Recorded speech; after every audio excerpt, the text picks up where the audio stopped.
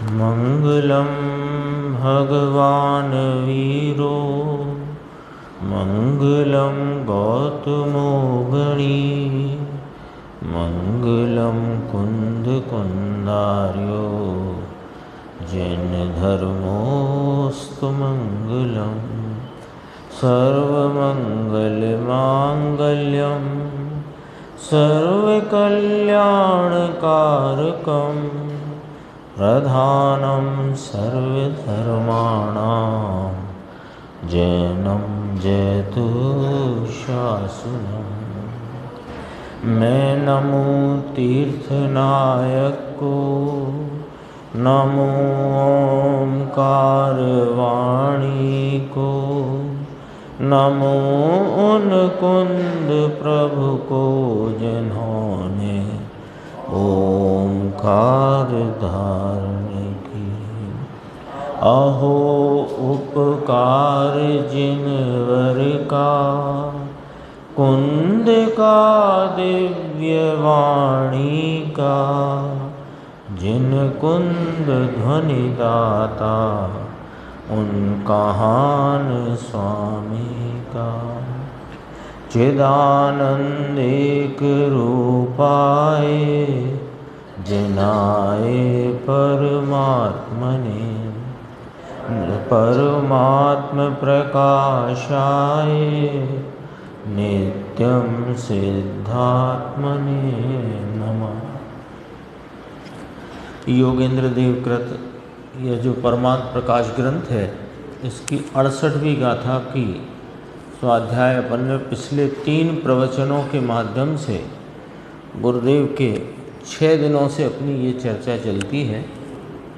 द्वादशांग के सारभूत जो शुद्धात्मा, जो कि आश्रयभूत है, जिसका आलम्बन लेने से आत्मा का कल्याण होता है, जिसके आलम्बन से और आलम्बन की उग्रता के द्वारा मोक्ष मार्ग रूप प्रवृत्ति से पूर्णता की प्राप्ति होती है, ऐसा यह कोई अद्भुत और सूक्ष्म और अत्यंत आवश्यक विषय है, जिसकी चर्चा यहाँ अपने सामने 68वीं गाथा के माध्यम से आचार्य परमात्मा ने रखी। तो कहते हैं कि यह शुद्ध आत्मा जो पर्याय को भी, पर्याय के उत्पाद वैसे भी रहित है और जो बंध मोक्ष को भी नहीं करता, ऐसा वह शुद्ध आत्मा वह ही वास्तव में उपादेय है। अंत में आया ना भावार्थ आया आज कि सिद्ध सदृश जो आत्मा है वही वास्तव में उपादेय है। तो इसमें ये जो विषय है, विषय यानी दृष्टि का विषय अथवा कि कहो आश्रयभूत विषय, इसको आज गुरुदेव ने 11वीं गाथा का कल संदर्भ चलता था, भूदत्त मत्स्य दो खलु। तो वह भूतार्थ सत साहेब जो निर्मल पर्याय मात्र से भी रहित है, उसको 11वीं गाथा के संदर्भ से भी बताया। 49वीं गाथा के संदर्भ से आज बात कही कि 49वीं गाथा समय सारदी परमागम में अव्यक्त के जो 6 बोल आए, तो उसमें कहा कि द्रव्य और पर्याय का एक साथ ज्ञान होने पर भी अव्यक्त है, वह व्यक्त को छूता नहीं। अव्यक्त नाम अपना चैतन्य स्वरूप जो गुण भेद पर्याय भेद से रहित त्रिकाल ध्रुव स्वरूप एक रूप सामान्य टंकोत्कीर्ण पदार्थ है, तो वह कभी भी व्यक्त नाम पर्याय में आता नहीं। फिर इसी बात को और सिद्धि करते हुए अलिंग ग्रहण, ये जो 49वीं गाथा है, यही प्रवचन सार में 172 नंबर गाथा है। तो 49वीं गाथा की टीका जब समय सार में की आचार्य भगवान ने, तो उन्होंने अव्यक्त के 6 बोल कहे, और फिर प्रवचन सार में इसी गाथा की टीका उन्हीं अमृतचंद्राचार्य देव ने की, तो यहाँ अलिंग ग्रहण के 20 बोल कहे। विषय वही है, शैली का फर्क है। समय सार दृष्टि प्रधान की मुख्यता से ग्रंथ होने से वहाँ उस प्रकार चर्चा की। ये ज्ञान प्रधान शैली का ग्रंथ है प्रवचन सार, तो यहाँ इस प्रकार चर्चा की। देखो इसमें 18, 19, 20 बोल की चर्चा है। अलिंग ग्रहण में है, पेज नंबर 280 है, नीचे की 5-6 पंक्तियों वाला पैराग्राफ। अलिंग ग्रहण में है प्रवचन सार 172 गाथा में अलिंग ग्रहण के 20 बोल हैं, उसमें 18वां बोल। तो 18वें बोल में आचार्य परमात्मा कहते हैं, अर्थावबोध रूप गुण विशेष को नहीं स्पर्शने वाला यह भगवान आत्मा। विषय वही है जो 68वीं गाथा में यह कहा कि जो उत्पाद व्यय से रहित है, बंध मोक्ष को नहीं करता, वह शुद्धात्मा ही उपादेय है। ये वाली बात कही ना, उसी को यहाँ अलिंग ग्रहण के बोल में कहते हैं कि अर्थावबोध रूप गुण विशेष को नहीं स्पर्शने वाला। कल भी अपन ने बात की थी, कल या परसों। अर्थ नाम पदार्थ, अवबोध माने जानना। तो अर्थावबोध रूप गुण माने ज्ञान, ज्ञान चैतन्य। तो जो चैतन्य आदि ज्ञान आदि गुणों को नहीं स्पर्श करता, ऐसा वह शुद्धात्म तत्व, वह भगवान आत्मा है, वह द्रव्य है, वह विशेष में नहीं आता। जो यहाँ कहा ना, बंध को नहीं करता, मोक्ष को नहीं करता, यही बात यहाँ कही कि वह पर्याय में नाम विशेष में नहीं आता। द्रव्य उस विशेष को स्पर्श करता नहीं, ऐसा मार्ग है प्रभु। आज तो हिंदी में चलता है, उस व्यक्त को, व्यक्त नाम पर्याय को द्रव्य छूता नहीं, स्पर्शता नहीं। ये 19वां बोल आ गया।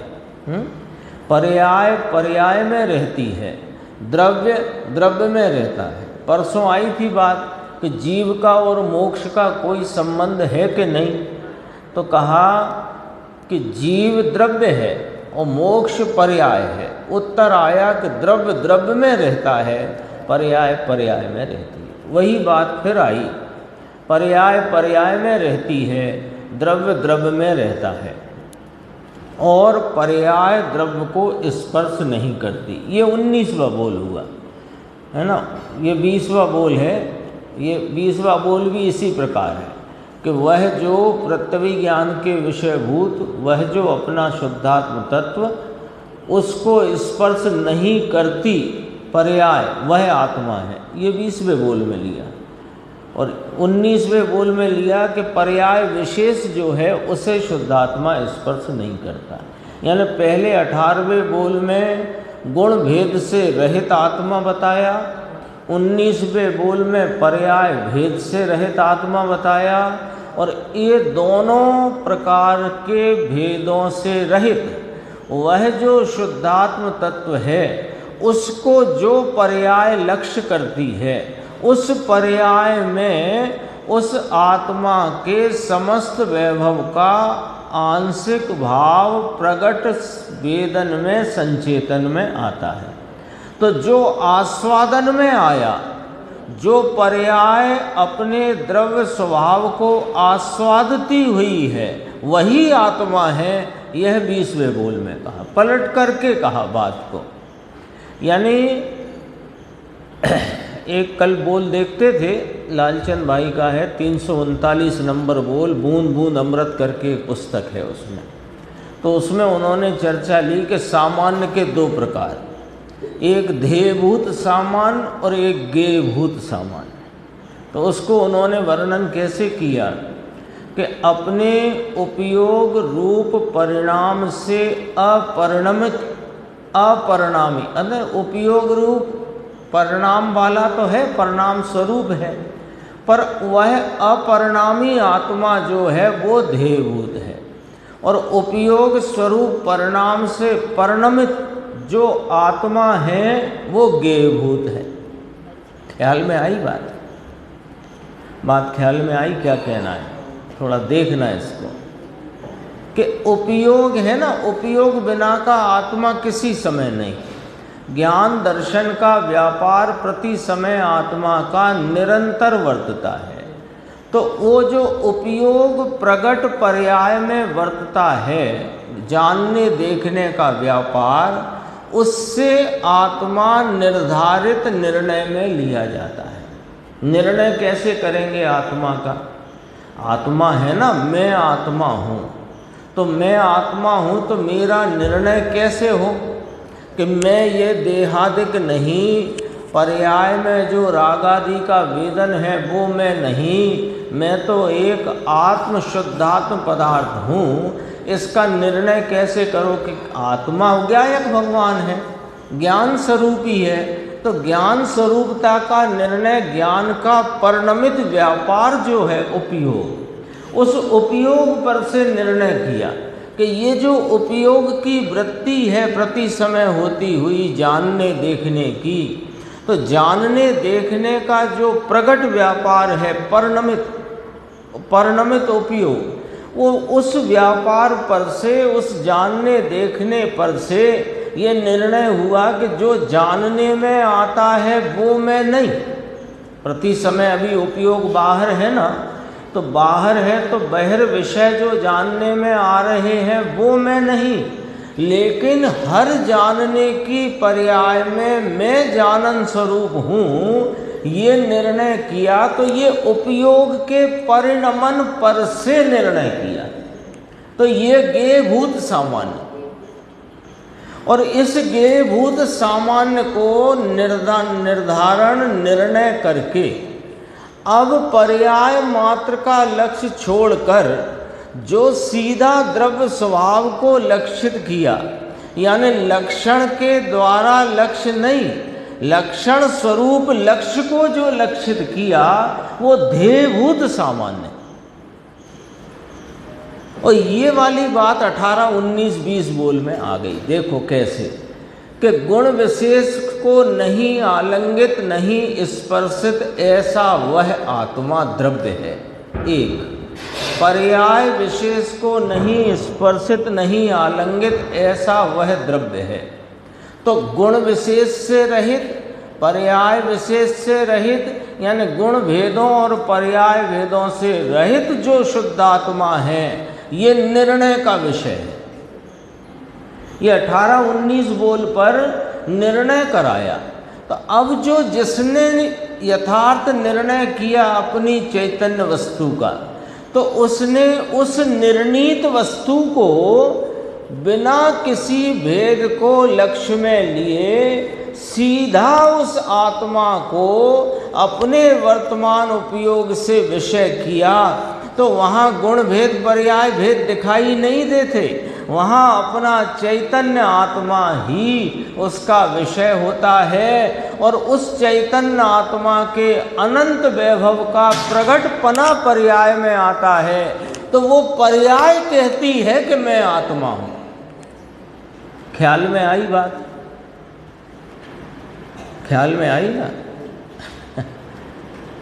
पहले निर्णय किया राकेश भाई कि यह जो चैतन्य वस्तु में ज्ञायक भगवान आत्मा, जो ज्ञान स्वरूपता से, ज्ञान के परिणमन भाव से जिसका निर्णय होता है, वह यह मैं ज्ञायक गुण भेदों से पर्याय भेदों से रहित एक रूप ध्रुव सामान्य पदार्थ हूँ।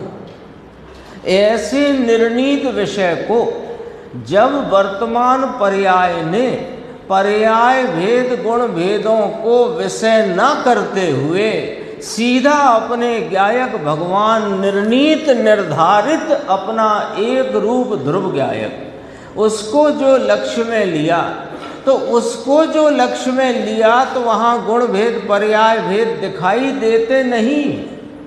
वहाँ तो इस चैतन्य भगवान के अनंत वैभव का प्रगट निर्मल पवित्र भाव आस्वादन में आता है।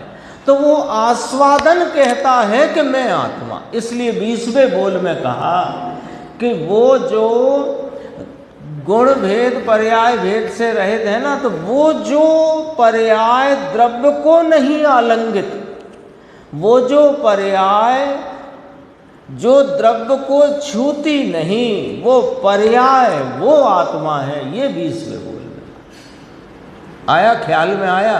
गेयभूत सामान्य और ध्येयभूत सामान्य। 18-19 बोल में गेयभूत सामान्य बताया और 20वें बोल में ध्येयभूत सामान्य बताकर वो जो उसके आस्वादन की जो पर्याय है, वो ये कब कहती है कि मैं पर्याय हूँ? वो तो ये कहती है कि मैं तो एक रूप ध्रुव टंकोत कीर्ण पदार्थ, वो ध्येय रूप हुआ। नहीं, वो गेय है, वो बाद में आप जानो कि ये मुझे गेय ये बना, लेकिन ध्येय रूपता में तो जब ध्यान ध्याता ध्येय का ही विकल्प नहीं होता, उसका नाम ध्यान है। अर्थ अवबोध रूप पर्याय द्रव्य को आलिंगन नहीं करती। 20वां बोल। तो गुरुदेव कहते हैं आहा हा, आह्लाद आ जाता है ना, जब तत्व की कोई गहरी बात होती है तो आह्लाद आता है। देखो वीतराग का तत्व दर्शन, देखो मोक्ष मार्ग की पर्याय व्यक्त है। पर्याय व्यक्त है। पर्याय कहते किसे हैं? कि जो द्रव्य के स्वभाव की व्यक्तता का भाव है, उसका नाम पर्याय। वो व्यक्तता प्रति समय बदलने वाली होती होने से वो एक समयवर्ती परिणाम कहलाती है। पर है तो वो मूल क्या? कि अपने द्रव्य के स्वभाव की व्यक्तता का भाव। तो कहते हैं कि मोक्ष मार्ग की पर्याय व्यक्त है, वह अव्यक्त अर्थात द्रव्य को स्पर्श नहीं करती। बहुत गजब की बात है, देखो बहुत गजब की बात है। वो जो पर्याय, वो जो वर्तमान उपयोग की दशा, वो जिसने द्रव्य स्वभाव का आलम्बन लिया, वो मोक्ष मार्ग की पर्याय है, वो आनंद रूप पर्याय है, वो आत्मा की कल्याण रूप पर्याय है। वो अव्यक्त अर्थात द्रव्य को स्पर्श नहीं करती, यानी द्रव्य द्रव्य में है, पर्याय पर्याय। ये वाला जो भेद ज्ञान की पराकाष्ठा की बात है, जो गुरुदेव ने सूत्र दिया भेद ज्ञान के संदर्भ में, कि निमित्तों से भी रहित, राग से रहित और एक समय की पर्याय से भी रहित जो एक ज्ञायक भाव है, वो मैं हूँ। 3 कहे ना, तो 3 स्टेप होते हैं भेद ज्ञान का निर्णय करने के। 3 स्टेप सुनना, भेद ज्ञान के लिए निर्णय करने के 3 स्टेप, और भेद ज्ञान के प्रवर्तन का 1 स्टेप। प्रवर्तन होता है वो बाहर से जान जान कर नहीं होता, बाहर से जान जान करके निर्णय होता है। और निर्णीत वस्तु को जब उपयोग सीधा लक्ष्य में लेता है, वहाँ भेद ज्ञान प्रवर्त होता है। भेद ज्ञान रूप भेदों का जानना, ये निर्णय की भूमिका है। और भेद ज्ञान से जो सर्व से भेद स्वरूप और अपने से अभेद रूप जो चैतन्य भगवान है, उसका आश्रय लेकर जो पर्याय प्रवर्तती है, वो भेद ज्ञान की प्रवृत्ति है, वो भेद ज्ञान का कारज है। ख्याल में आई बात? 18, 19, 20 बोल के संदर्भ से ही बात कह रहे हैं। फिर तो यहाँ कहा, मुमुक्षु ने प्रश्न किया, साहेब उपयोग की पर्याय आश्रय लेती है, तब तो वह पर्याय पवित्र और निर्मलता को प्राप्त होती है। तो कहा सुनो, देखो अभी मूल बात क्या चलती है, भूलना नहीं। पर्याय पर्याय में है, द्रव्य द्रव्य में है, द्रव्य और पर्याय में भेद वर्तता है। दोनों भाव न्यारे न्यारे हैं, भिन्न भिन्न हैं। द्रव्य है वो पर्याय रूप नहीं, पर्याय है वो द्रव्य रूप नहीं। ये कैसे? ये याद रखने का कोई सूत्र है कि हाँ है ना, वस्तु सामान्य विशेषात्मक है। सामान्य एक रूप रहता वो द्रव्य भाव है, और परिणमन होता जो बदलता है वो विशेष भाव है। तो वस्तु सामान्य विशेषात्मक है, सामान्य सामान्य पने रहता हुआ विशेष में नहीं आता, विशेष विशेष पने प्रवर्तता हुआ सामान्य में नहीं जाता। तो सामान्य बिना विशेष नहीं होता, विशेष बिना सामान्य नहीं होता, तो भी सामान्य कभी विशेष नहीं होता और विशेष कभी सामान्य नहीं होता। ये थोड़ा ये याद रखना, ये समझो एक तरह से ये द्रव्य पर्याय का जो स्वरूप है वस्तु का, वो ख्याल में रखने का ये समझो फार्मूला है, ये सामान्य विशेष वाला। उस पर से कहा कि पर्याय पर्याय में है, द्रव्य द्रव्य में है। तो पर्याय ने द्रव्य का आश्रय लिया, इसलिए पर्याय पवित्र हुई क्या?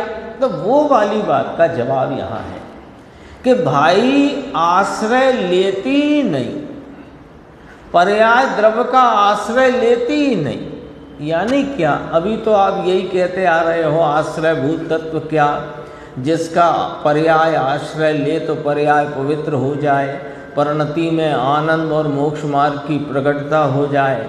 तो कहा वो तो इस प्रकार कहते हैं कि जो अनादि से पर्याय का मुख पर की सन्मुखता में है, तो वो पर की सन्मुखता छूटी और स्वरूप सन्मुख हुई। तो कहा कि पर्याय ने द्रव्य का आश्रय लिया।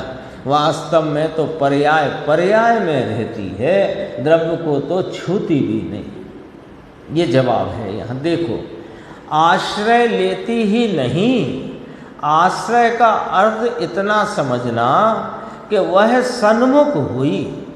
जो पर्याय अनादि से निमित्तों में, राग में और पर्याय में होती हीनादिकता के भाव को लक्ष्य करती थी। जो अभी अपन बात कह रहे थे ना, 3 प्रकार के भेद ज्ञान। तो निमित्त पर है, निमित्त के लक्ष्य से होता हुआ राग का भाव वो स्वभाव से भिन्न होने से पर है, और उसको वेदती हुई ज्ञान की पर्याय अपने द्रव्य रूपता के एक रूप ध्रुव भाव से पर है। पर्याय को परद्रव्य कहा। कहाँ कहा? नियम सार में। जीवादि बहित तच्चम हेयम अपणो उपादेयम अपणो अपा, वहाँ कहा इस बात को। फर्क है। आश्रय लिया माने द्रव्य का आश्रय लेने गई, और आश्रय लिया तो द्रव्य में मिल गई, ये नहीं है। जैसे आपकी निगाह अग्नि को देखने गई, तो गई कि नहीं गई सो कहो। आपकी आँख, आपके चक्षु नेत्र अग्नि को देखने गए, ये कथन किया, तो पहले वह अग्नि को नहीं देखते थे, तो अग्नि को देखने गए, तो आँख निकल कर गई क्या अग्नि में, अथवा अग्नि आ गई क्या आँख में?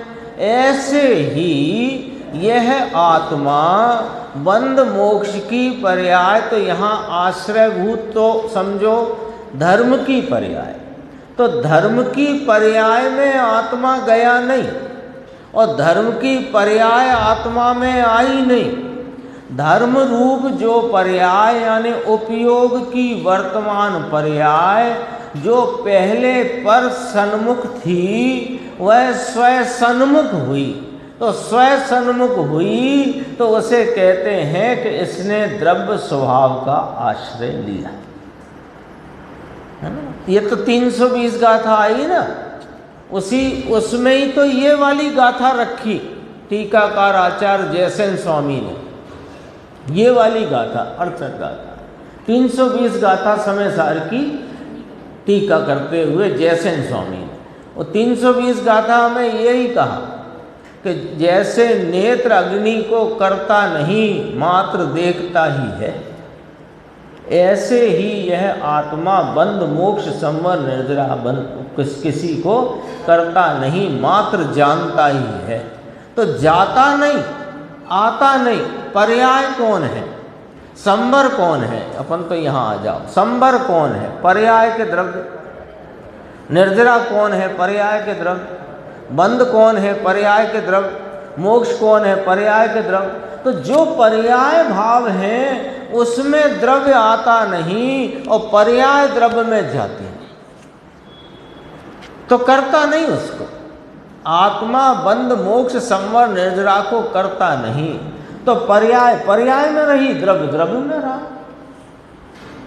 ये वाली बात। द्रव्य कहाँ पर्याय में गया? यदि द्रव्य पर्याय में, दूसरा न्याय, द्रव्य पर्याय में चला जाए तो पर्याय एक समय की है, तो द्रव्य अनादि अनंत कैसे रहे? न्याय, ये भी न्याय है, पंचाध्यायी में आया ये वाला न्याय। देखो, पर्याय द्रव्य सन्मुख हुई तो द्रव्य का आश्रय लिया, ऐसा कहने में आता है। पर्याय द्रव्य को स्पर्श नहीं करती तो आश्रय कैसा? जब स्पर्श नहीं करती तो आश्रय कैसा? देखो, यह तत्व ज्ञान की लहर है। तत्व ज्ञान की लहर, ये इसे कहते हैं तत्व ज्ञान। तत्व ज्ञान किसे कहा? कि जो अपने मूल स्वभाव तक जिस ज्ञान के द्वारा पहुंचा जा सके उसका नाम तत्व ज्ञान है। समझ में आई बात? अनेक प्रकार के भेद प्रभेदों को जान लेना तत्व ज्ञान नहीं है। उनके द्वारा तत्व ज्ञान किया जा सकता है, लेकिन तत्व ज्ञान क्या है? कि जो मूल तत्व तक जिस ज्ञान के द्वारा पहुंचा जा सके, अपने स्वरूप का निर्णय जिस ज्ञान के द्वारा किया जा सके, उसका नाम तत्व ज्ञान है। देखो, ये तत्व ज्ञान की लहर। अब आगे बात आई, प्रश्न किया था शिष्य ने कि साहेब, जब शुद्ध निश्चय से इस आत्मा में बंध और मोक्ष है ही नहीं, तो फिर हम ये मानते हैं कि मोक्ष कोई वस्तु ही नहीं, और जब मोक्ष वस्तु नहीं तो मोक्ष की प्राप्ति का प्रयत्न करना व्यर्थ है। ये प्रश्न किया था। तो उसके उत्तर में कहा कि बात इस प्रकार है भाई साहब, कि शुद्ध निश्चय न से न बंध है और ना मोक्ष है। तो फिर अब प्रश्न उठा कि बंध और मोक्ष है कि नहीं? अब दूसरा प्रश्न उठ गया कि नहीं उठ गया? बंध मोक्ष नाम के दो शब्द आपने पुकारे और ये कहकर के पुकारे कि शुद्ध निश्चय नय से इस आत्मा में ना बंध है ना मोक्ष है। तो प्रश्न ये हुआ कि बंध मोक्ष है कि नहीं है? नहीं है तो फिर पुकारे ही क्यों? पुकारे नाम वो वाचक ही क्यों? एक न्याय है वाचक वाच्य संबंध का, कि जो वाचक नाम शब्द होता है उस संबंधी पदार्थ जरूर होता है। ये न्याय है। एक जगह आया था, देखो याद करते हैं, जैसे अपन बोलते हैं ना, गधे के सींग नहीं होते, यही आया था, गधे के सींग नहीं होते। तो गधे के सींग असत हुए ना एक तरह से, कि नहीं सुनो, ये तो वाक्य है, गधे के सींग नहीं होते, लेकिन गधा शब्द है, सींग शब्द है, नहीं शब्द है। तो जो शब्द है उसका वो तो होता है ना। गधा भी होता है कि नहीं जगत में? सींग भी होते हैं कि नहीं? तो गधे के सींग नहीं होते, ये तो वाक्य हुआ, पर गधा भी शब्द है तो गधा नाम की वस्तु है, सींग शब्द है तो सींग नाम की वस्तु है ना। ऐसे कहा कि शुद्ध निश्चय ऐसे आत्मा को बंध और मोक्ष नहीं है। तो बंध और मोक्ष नहीं है, लेकिन बंध और मोक्ष नाम का कोई भाव है कि नहीं? नहीं है तो शब्द ही क्यों आए? तो कहा कि सुनो, व्यवहार न से बंध है, मोक्ष है। बंध से छूट, बंध है और बंध से छूटना वह मोक्ष है। व्यवहार न से, पर्याय न से, शुद्ध निश्चय न से नहीं। तब आगे अपन देखते हैं, देखो चर्चा। अशुद्ध नय से बंद है, पेज नंबर आ गया 282। अशुद्ध नय से बंद है, इसलिए बंध के नाश का यत्न भी अवश्य करना चाहिए। पर्याय में बंध है तो पर्याय में से बंध का अभाव का यत्न करना चाहिए, वस्तु में नहीं है। ख्याल में आया ना, वस्तु में नहीं है बंध, वस्तु में नहीं है मोक्ष, तो वस्तु में से नाश करने के चक्कर में ना रहना, क्योंकि वस्तु में है ही नहीं, पर पर्याय में है बंध, और पर्याय में से बंध का नाश करके पर्याय में मोक्ष प्रकट करने का प्रयत्न अवश्य करना चाहिए। देखो ऊपर भी एक बात आई है, उसको पढ़ते हैं फिर नीचे आते हैं। देखो इसी पेज पर ऊपर की 3 पंक्ति छोड़कर, छायक संकेत व्यवहार नय का विषय है। नोट कर लेना, है ना, नोट कर लेना, बिना पेन के यहाँ नोट करना। छायक संकेत व्यवहार नय का विषय है, केवल ज्ञान व्यवहार नय का विषय है, पर्याय है ना। यथा ख्यात चारित्र व्यवहार नय का विषय है, मोक्ष व्यवहार नय का विषय है। क्यों पर्याय है? अरे मूल तत्व की खबर नहीं होती और बाहर से ऐसे करो और ऐसे करो और ऐसे करो। अब ये जो अपन ने देखा, छायक संकेत, केवल ज्ञान, यथाख्यात चारित्र, मोक्ष दशा, ये सब दशाएं हैं। दशाएं होने से पर्याय नय का विषय है, अर्थात व्यवहार नय का विषय है। अब नीचे देखना कि अशुद्ध नय से बंध है, इसलिए बंध के नाश का यत्न भी अवश्य करना चाहिए। बंध के नाश का अर्थ है मोक्ष मार्ग, बंध के नाश का अर्थ है मोक्ष मार्ग। मोक्ष मार्ग व्यवहार है और बंध भी असद्भूत व्यवहार है और मोक्ष मार्ग सद्भूत व्यवहार है। अब समझना, अब पकड़ना है मुकेश भाई, अब बात को पकड़ना है। अभी तो अपन ने देख लिया यहाँ क्या, तो बंध के अभाव का, बंध के नाश का, मोक्ष की प्राप्ति का, मोक्ष के प्रकटता का उपाय यत्न अवश्य करना चाहिए। तो बंध की नाश का उपाय मोक्ष मार्ग है, बंध के नाश का उपाय मोक्ष मार्ग है, ठीक है ना, इसमें तो कोई दिक्कत नहीं। बंध के नाश का उपाय क्या कि मोक्ष मार्ग। अब देखो, मोक्ष मार्ग व्यवहार है और बंध भी व्यवहार है और मोक्ष भी व्यवहार है, यथाख्यात चारित्र भी व्यवहार है, केवल ज्ञान भी व्यवहार है, छायक संकेत भी व्यवहार है। ये सब ऊपर इसलिए पढ़े थे, ये सब मोक्ष मार्ग और मोक्ष रूप है, मोक्ष मार्ग रूप है और मोक्ष रूप है, तो ये सब व्यवहार है। लेकिन सुनो, अभी बंध है वह असद्भूत व्यवहार है, मोक्ष मार्ग है, मोक्ष है, वो सद्भूत व्यवहार है दोनों व्यवहार। तो यहाँ कहा, देखो बंध भी असद्भूत व्यवहार है, मोक्ष मार्ग ये सद्भूत व्यवहार है। अब ध्यान से सुनना, परंतु ये दोनों हैं तो अशुद्ध नय का विषय। कल भी बात की थी, आज फिर आई है, दोबारा करने का प्रयोजन यह है कि बात पक्की करना। ऐसा नहीं कि कल आ गई तो आज नहीं करेंगे, आज इसलिए भी करेंगे कि उसको पक्की करना है। बोलो निर्देश भाई, आप क्या कहते हो, आपकी क्या राय है कि ये जो शुद्ध पवित्र रत्नत्रय रूप, अभेद रत्नत्रय की स्वरूप की प्रतीति वाली, स्वरूप के संचेतन वाली, स्वरूप की एकाग्रता में प्रकट अतीन्द्रिय आनंद वाली जो मोक्ष मार्ग की पर्याय है, ये अशुद्ध नय का विषय है कि नहीं? है सद्भूत व्यवहार पर अशुद्ध नय का विषय। अशुद्ध नय का, ये बात को पकड़ो, ये बात को समझो।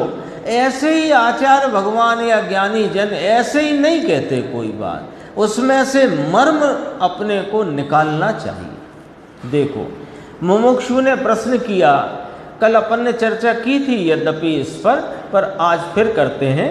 किसी समय तो आप इसको शुद्ध नय का विषय कहते हो, कल कहा था, आज भी यही बात आई। प्रश्न आ गया कि ये जो छायक समकित की पर्याय, मोक्ष मार्ग की पर्याय, केवल ज्ञान की पर्याय, मोक्ष की पर्याय, इसको आप शुद्ध नय का विषय कहते हो, और अब आप कह रहे हो कि ये अशुद्ध नय का विषय है। तो कहा वह किस अपेक्षा से शुद्ध नय का विषय कहा? किसको? समकित आदि पवित्र पर्याय को, मोक्ष मार्ग की पर्याय को। अरे केवल ज्ञान यथाख्यात चारित्र और मोक्ष की पर्याय को जो शुद्ध नय का विषय कहा, वो शुद्धता की अपेक्षा से कहा। कौन सी शुद्धता? पर्याय में प्रकट शुद्धता, पर्याय में प्रकट होने वाली शुद्धता की अपेक्षा से उसको शुद्ध नय कहा या शुद्ध नय का विषय कहा।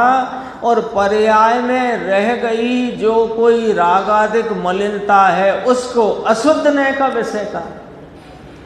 लेकिन एक रूप सदृश सामान्य त्रिकाल टंकोत्कीर्ण विज्ञान घन स्वरूप ध्रुव ज्ञायक भगवान की दृष्टि से देखो तो ऐसे ज्ञायक भगवान को पर्यायों के भेद से देखना अशुद्ध नहीं है। कहाँ आई बात? तो गुरुदेव कहते हैं 47 नय में ये बात आई है। सुनो,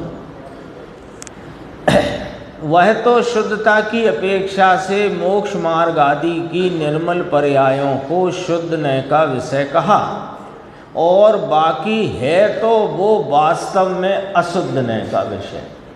व्यवहार नय का विषय कहो, पर्याय नय का विषय कहो, अशुद्ध नय का विषय कहो। क्यों कहो? क्यों कहो? कभी शुद्ध का कहो, कभी अशुद्ध का कहो। क्यों? कोई हेतु है कि हाँ हेतु है? ऐसे ही नहीं कहते हैं। सुनो, त्रिकाल है जो एक रूप है, जो ध्रुव स्वरूप है, जो कायम है, जो बदलता नहीं, जो एक अनादि अनंत टिकाऊ तत्व है, वह शुद्ध नय का विषय है। और ऐसे टिकाऊ कायम रहने वाले आत्म पदार्थ को, उस आत्म तत्व को पर्यायों के भेद से देखना, जानना, पहचानना, ये अशुद्ध नय का विषय। ये लिया, देखो प्रवचन सार में ऐसा लिया। 47 नय हैं, अंत में 47 नय हैं, तो उसमें लिया आत्मद्रव्य को, आत्मद्रव्य अशुद्ध नय से घट और राम पात्र के विशेष मिट्टी पात्र की भांति सौपादिक स्वभाव वाला है। ये 47 नय की ऐसी भाषा है जो अभी गुरुदेव ने यहाँ पढ़ी। क्या कहते हैं? आत्मद्रव्य को अब दृष्टांत रख दिया। घट और राम पात्र, ये कौन है? ये बर्तन रूप मिट्टी की अवस्था। घट और राम पात्र क्या है? राम पात्र समझते हैं ना, वो जो कुल्हड़, तो दीपक, घड़ा, झारी, जो कहो। तो ये कौन है? ये मिट्टी की बर्तन रूप अवस्था है। अब मिट्टी को घड़ा रूप देखना, रामपात्र रूप देखना, ये देख मिट्टी को रहे हो, लेकिन मिट्टी को इस प्रकार देखना, घड़ा, रामपात्र, झारी, जो कुछ भी बर्तन, दीपक आदि, वो वास्तव में अशुद्ध नय है। और मिट्टी को मिट्टी रूप देखना, ये शुद्ध नय है। तो ये आत्मा को बंध रूप देखना, मोक्ष मार्ग रूप देखना, इस आत्मा को मोक्ष रूप देखना, ये अवस्थाओं से देखना, ये वास्तव में अशुद्ध नय है। अवस्थाओं से देखना अशुद्ध नय है। और अवस्था के भेदों से रहित एक रूप मिट्टी को मिट्टी रूप ही देखना, ये शुद्ध नय है। तो आत्मा को आत्मा रूप देखना, यह शुद्ध नय है। नीचे लिया। आत्मद्रव्य शुद्ध न से मात्र मिट्टी मात्र की भांति निरूपाधि स्वभाव वाला है। कोई उपाधि नहीं, पर्याय उपाधि है, पर्याय उपाधि है। देखो, द्रव्य कर्म संयोग उपाधि, शरीर आदि संयोग रूप उपाधि, पर ये परिणति में जो कुछ भी निर्मल या के मलिन भाव है वो त्रिकाल एक रूप ध्रुवता की अपेक्षा उपाधि है। उसको सौपाधिक स्वभाव कहा। और पर्याय बिना का एक रूपता का भाव देखना वह निरूपाधि स्वभाव कहा। पर्याय देखने से वह उतना ही भाव लक्ष्यगत होता है, जबकि वस्तु तो त्रिकाल है और परिपूर्ण है। पर्याय में अभिव्यक्तता अल्प है और एक समय की है। तो पर्याय को देखने जाओगे तो वस्तु अल्प जानने में आएगी और क्षणवर्ती जानने में आएगी। और पर्याय के लक्ष्य को छोड़ा तो ये परिपूर्ण है और अनादि अनंत त्रैकालिक वस्तु है, ऐसा जानने में आएगा। फर्क है।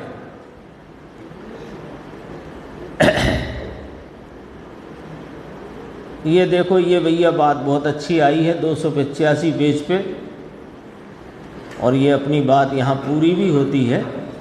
बहुत अच्छी बात है। मुमुक्षु ने प्रश्न किया, अपन सबका प्रश्न हो सकता है ये। शरद भाई देखो, अपना प्रश्न हो सकता है ये। शास्त्र सुनकर ख्याल में लेने पर भी कि यह उपादेय है, ऐसा हुआ नहीं। शास्त्र में सुना, ज्ञानियों की समझाइश से, संगति से इस बात को हमने समझा, धारणा में लिया कि एक त्रिकाली ध्रुव गायक मात्र ही उपादेय है। ऐसा हमने शास्त्र अभ्यास से, ज्ञानियों के द्वारा बताए गए दिशा निर्देश और उसकी गहराई मर्म को जानकर हमने धारणा में इतना तो ख्याल में लिया कि एक यह शुद्धात्म तत्व त्रिकाली गायक भगवान ही उपादेय है। गुण भेद पर्याय भेद भी उपादेय नहीं है, ऐसा हमने धारणा में तो लिया महाराज, लेकिन ये परिणति में उपादेय क्यों ना हुआ? ये प्रश्न है। प्रश्न आया ना ख्याल में, अपना सबका प्रश्न है। शास्त्र से तो जाना कि कौन को आलम्बन लेना, किसका आश्रय लेना, किसको उपादेय करना। इसमें बीच में चर्चा आ गई थी। संबर को भी मात्र प्रकट करने योग्य उपादेय कहा। वास्तविक उपादेय वस्तु तो अपना ध्रुव गायक भगवान है। तो जो ध्रुव गायक भगवान उपादेय है, ऐसा हमारे धारणा ज्ञान में बहुत दृढ़ता से मान लो खचित हो गया है, तो भी ये पर्याय में उपादेय क्यों ना हुआ? अर्थात गुण भेद पर्याय भेद का लक्ष्य छोड़कर ये आत्मा परिणति में हमें प्रकट रूप क्यों उपलब्ध न हुआ? इसके अनंत गुणों का, वैभव का हमें प्रकट आस्वादन क्यों नहीं आया? ये प्रश्न है।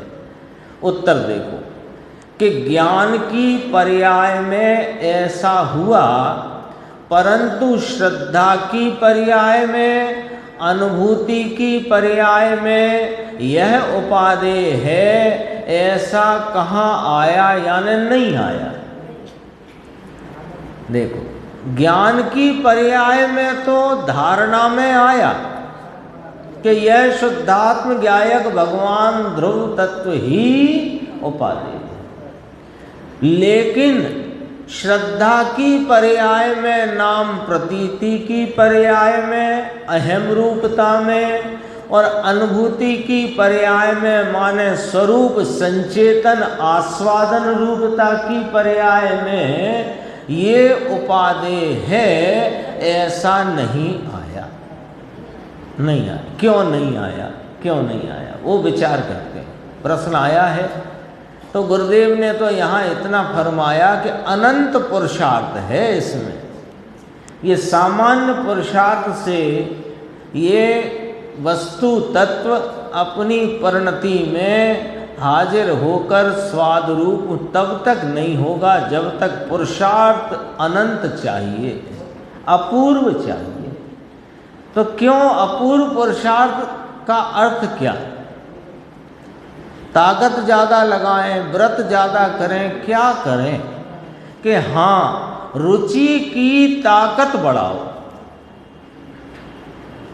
अभी क्या हुआ, ये जो उपयोग वर्तता है ना अपना क्षयोपशम ज्ञान की खंड खंड अवस्था रूप जो अभी उपयोग वर्तता है, दूसरे शब्दों में कहें कि ये जो मति शुद्ध ज्ञानात्मक जो अपनी ज्ञान की परिणति वर्तती है, इसका लक्ष्य बहिर्लक्षी ही रहा, बहिर्लक्षी ही रहा। विषय बदल गया। बहिर्लक्ष्यता में, बहिर्मुखता में, बाहर दौड़ते उपयोग में, उपयोग तो बाहर ही दौड़ा, बस विषय बदल गया।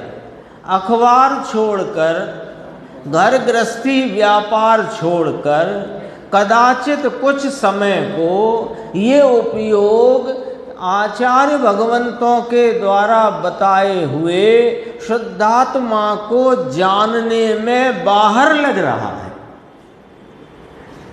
अब ये बाहर लगते उपयोग में आत्मा हाजिर नहीं होएगा।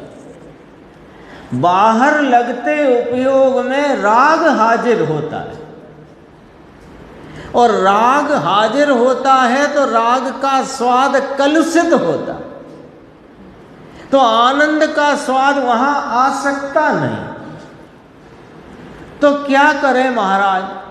श्रद्धा कर लें पहले, कि श्रद्धा पहले कर नहीं सकते, बिना जाने की श्रद्धा कैसे? तो जान तो लिया हमने कि तुमने बहिर्मुख बहिर्लक्षी उपयोग में जाना है कि आत्मा यों है और देह यों है। तो जैसे देह पर पदार्थ है, ऐसे ही आत्मा भी एक पदार्थ रूप से ज्ञात हुआ है, स्वरूप से ज्ञात नहीं हुआ है। तो क्या करें प्रभु कि रुचि का इतना दबाण चाहिए, रुचि की इतनी उग्रता चाहिए, क्योंकि रुचि अनुयायी वीर्य होता है। पुरुषार्थ अनंत है ना, तो पुरुषार्थ किस गुण का? अनंत पुरुषार्थ, यानी बहुत पुरुषार्थ, तीव्र पुरुषार्थ। तो पुरुषार्थ किस गुण की पर्याय? वीर्य गुण की। तो वीर्य कैसे काम करता है कि रुचि अनुयायी। तो रुचि जिसकी होगी वीर्य वहां दौड़ेगा। अब रुचि शास्त्र की होगी तो शास्त्र में दौड़ेगा, और रुचि शास्त्र में बताए हुए शुद्धात्मा की होगी तो यहां दौड़ेगा। बोलो हमने क्या किया? हमने जो पहले हमारी रुचि खाने भोगने कमाने में अधिक जाती थी, उस रुचि को थोड़ा वहाँ से संकुचित करके और थोड़ा शास्त्र को जानने में लगा दिया। लेकिन शास्त्र को जानने में लगाया तो वह वीर शास्त्र की तरफ जाने लग गया। लेकिन शास्त्र में तो ये कहा ही नहीं था कि शास्त्र को जानने में रुचि लगाओ। शास्त्र ने ये कहा ही नहीं था कि शास्त्र को जानने में रुचि लगाओ। शास्त्र ने ये कहा कि तुम शुद्ध ज्ञायक भगवान आत्मा हो, इसकी रुचि में आओ। तो यदि इसकी रुचि की उग्रता हो तो वीर्य उधर को दौड़ता है। जब वीर्य उधर को दौड़ता है तो पुरुषार्थ का स्फुरायमानपना, बहिर्मुखता छोड़ करके उपयोग स्वसन्मुख स्वतः होता है, अपने से होता है। और जब अपने से उस उपयोग में ये गायक भगवान अपने अनंत वैभव की प्रकटता से आस्वाद रूप होता है, तो वहाँ श्रद्धा स्वतः ही उसको यह मैं आत्मा हूँ ऐसी प्रतीति वहाँ उत्पन्न हो जाती है। बाहर की रुचि ऐसे छूटे कि अंदर की रुचि लगाओ। प्रश्न ये उल्टा है, इसका उत्तर भी उल्टा ही आएगा। बाहर की रुचि कैसे छूटे, तो ये तुम्हारा प्रश्न ही कह रहा है कि तुम्हें बाहर की रुचि बहुत है। बाहर की रुचि कैसे छूटे, यानी बाहर की रुचि छोड़ना हमें मुश्किल लग रहा है, तो इस ज्ञायक भगवान की रुचि बढ़ाओ तो छूट जाएगी। ज्ञायक भगवान की महिमा हो तो रुचि आए। महिमा यदि अनुकूल सामग्री, उल्टे चलते हैं जरा, महिमा यदि अनुकूल सामग्री की आती है तो अनुकूल सामग्री की महिमा में फिर उस प्रकार के परिणाम जिनसे अनुकूल सामग्री का संयोग बने, उन परिणामों की रुचि होती है। और उन परिणामों की रुचि होती है तो ये ज्ञायक भगवान तो ऐसे मिजाज वाला है कि वो राग के एक परिणाम की रुचि में हाजिर नहीं होता। इसका मिजाज ही ऐसा है। ये ज्ञायक भगवान ऐसे मिजाज वाला है कि इसके ही प्रति के राग की रुचि में भी ये हाजिर नहीं होता। इसका मिजाज ऐसा है, इसका स्वरूप ऐसा है। ये शुद्धात्मा के प्रति के राग की रुचि में भी शुद्धात्मा हाजिर होने से मना कर देता है। तो महिमा चाहिए, महिमा चाहिए। अभी काय की महिमा है ना, बिल्कुल स्पष्ट ईमानदारी से हमें ना बताओ, आप सोचो। यदि अनुकूल सामग्री की महिमा है तो अनुकूल सामग्री जिन उपायों से मिलती है वे उपाय करते हैं कि नहीं करते हैं? कैसे करते हैं? अभी अपने पास धन कमाने का, धन को खर्च करने का उपाय करते हैं अनुकूल सामग्री के लिए।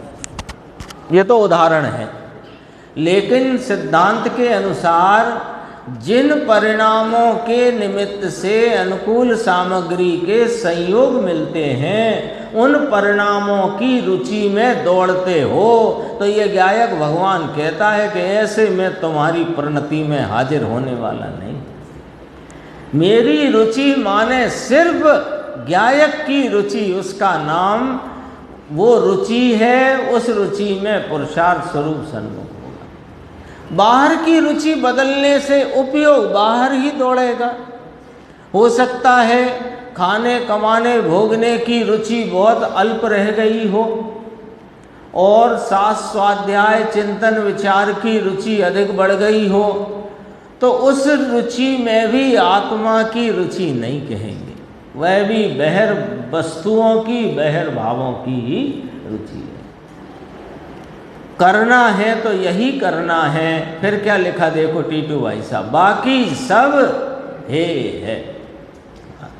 समाधिर्तो मुक्त जीव सदृशः शुद्ध स्वयं शुद्धात्म उपादेय इति भावार्था। ये यहाँ 68 गाथा अपनी पूरी होती है और 69वीं गाथा की चर्चा अब आगे चलेगी। अपना ज्ञान गोष्ठी में भी अपन एक प्रश्न देखते हैं। पुण्य पाप अधिकार अपना ज्ञान गोष्ठी में चल रहा है, उसमें बहुत गंभीर प्रश्न और गंभीर उत्तर हैं। कल अपन ने देखा था प्रश्न 609, उसमें प्रश्न ये था कि आत्मानुभव होने से पहले ही क्या शुभ राग को हे मानना उचित है? ये प्रश्न था। उचित है क्या, ऐसा प्रश्न था। तो उसमें कहा आत्मा का अनुभव होने से पहले भी मुझे शुभ राग हे है, ऐसा निर्णय करना चाहिए। फिर ये भी कहा था कि उसका निषेध तो प्रथम से ही आना चाहिए। ले शुभ राग का निषेध कब से आना चाहिए निर्देश भाई? शुद्ध की प्राप्ति हो जाएगी फिर करेंगे।